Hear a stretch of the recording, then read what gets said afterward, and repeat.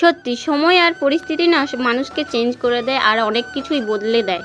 তো আমার জীবনে অনেক কিছু বদলেছে, অনেক কিছু চেঞ্জ হয়েছে। তো আমি সময়ের সাথে সাথে মানুষ চিনেছি, সময়ের সাথে সাথে অনেক কিছু শিখেছি। হ্যাঁ, যখন বয়সটা আগের দিকে এগিয়ে যায় না, তখন অনেক কিছু চেনা যায়, বোঝা যায়, জানা যায়, একটা সংসারের মূল্য সেটাও বোঝা যায়। তো যাই হোক, দেখো সকালবেলা উঠে আমি সব কাজ সেরে নিচ্ছি, তো বাসি কাজগুলো কমপ্লিট করছি। তো তার আগে ছড়া ফেলিয়ে দিয়ে চলে এসেছি, তারপরে রান্নাঘরে যা কাজ ছিল তো সেইগুলোকে কমপ্লিট করলাম।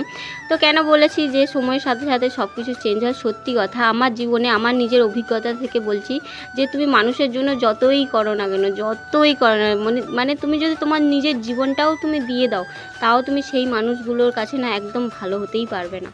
তো দেখো আজকে সকালে উঠে পড়ে তো ওদেরকে রান্না করে দিতে হবে, যেহেতু ওরা দু ভাই কাজে যায়। তো মা রান্না করবে বলছিল, তো আমি রান্না করে দিচ্ছি, তো ওরা নিয়ে যাবে। তো যাই হোক, এখানে দেখো উনুনটা, আর এই উনুনটা না ফার্স্ট টাইম আমি বানিয়েছি। তবে আমি কোনো দিনও উনুন বানাইনি, ওই মানুষের কাছ থেকে দেখে দেখে মানুষ কীভাবে কি করে। তবে কি বলো তো, আমার যে কোনো জিনিসে না একটা শিকার একটা আগ্রহ থাকে। হ্যাঁ, আমার নিজেই বলছি, আমার খুব আগ্রহ আছে। যে কোনো জিনিস, যে কোনো আমার কাছে আমার না প্রচণ্ড আগ্রহ হয় যে এটা আমি বানাবো বা এটা আমি করবো, এটা আমার খুব ভালো লাগে, নিজেকে ভালো লাগে। তো এই উনুনটা আমি বানিয়েছি কালকে, তো কালকে বানিয়ে আজকে রান্না করছি, কারণ যেহেতু উনুনটা শুকিয়ে গেছে তাই জন্য রান্না করছি। দেখো, আর না আমি উনুনটা না প্লাস্টিক দিয়ে ধরাই, আমার না প্লাস্টিক দিয়ে উনুন ধরালে না বেশ ভালো লাগে। তো যাই হোক, আর কি করব, পরিস্থিতি আমাকে এমন জায়গায় এসে দাঁড় করিয়েছে যে আমাকে নিজে এখন উনুন বানিয়ে আমাকে রান্না করতে হচ্ছে। আর একটা কথা, হ্যাঁ, তো যারা জয়েন্ট ফ্যামিলিতে বিয়ে করেছো তারাই জানো একটা জয়েন্ট ফ্যামিলির মূল্য কত।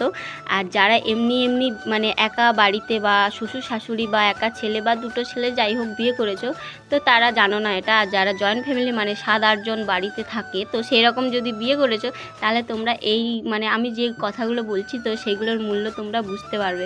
একটা জয়েন্ট ফ্যামিলিতে থাকতে গেলে না সবার মনের মতন করে চলতে হবে, সবার মনের মতন করে করতে হবে। না যদি তুমি করতে পারো, না যদি তুমি চলতে পারো, তাহলে তুমি তাদের কাছে একদমই ভালো হতে পারবে না।